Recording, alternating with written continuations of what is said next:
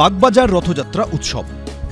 বাগবাজার জগন্নাথ মন্দিরের রথযাত্রা বহু প্রাচীন হলেও রথযাত্রা উৎসব ও মেলা পা দিল চতুর্থ বছরে। শনিবার ছিল জগন্নাথের সোনাবেশ, রবিবার সন্ধ্যায় হবে জগন্নাথের অধরপনা, সোমবার সকালে দেওয়া হবে রসগোল্লা ভোগ। প্রতিদিন উৎকল নিয়মে নিষ্ঠা আচারে মহাপ্রভুর প্রতিদিন পূজিত হন। রথে আমাদের মোট 13 দিন, সোনাবেশে একটি দিন মহাপ্রভুকে স্পর্শ করা যায়। কালকে আছে অধরপনা, পরশুদিন আছে রসগোল্লা ভোগ। পরশুদিন 27 তারিখ মহাপ্রভু তাইয়া পরে মন্দিরে প্রবেশ করবে এবং প্রখণ্ডী করে, অর্থাৎ যেরকমভাবে পুরী নিয়মে চলে মহাপ্রভু, সেইভাবে মহাপ্রভু পৌঁছাবে নিজের মন্দিরে। সারাদিন ভক্তরা রসগোল্লা ভোগ নিবেদন করবে মহাপ্রভুকে। সোমবারই উৎসব শেষ। উদ্যোক্তারা জানিয়েছেন, সোমবার কেসি দাসের পক্ষ থেকে দেওয়া হবে 1 হাঁড়ি ক্ষীরমোহন।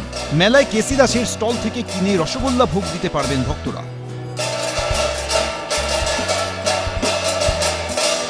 একমাত্র কলকাতায় যেখানে রসগোল্লা ভোগ হয়।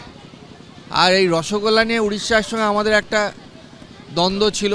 আসলে উড়িষ্যার যে রসগোল্লা ছিল সেটা ছিল ক্ষীরমোহনা, এবং আমরা এই রসগোল্লা ভোগের দিন সকালবেলায় মহাপ্রভু প্রথম ওই ক্ষীরমোহনা, আমাদের ক্ষীরমোহনা উনি খান, তারপরে যে আমাদের নর্মাল রসগোল্লা ভোগ শুরু হয়, সাদা রসগোল্লা।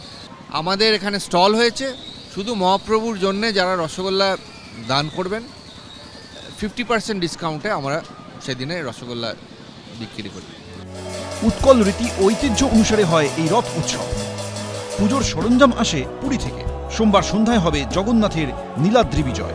সমীরণ পাল, এবিপি আনন্দ। এবিপি আনন্দ, এগিয়ে থাকে, এগিয়ে রাখে।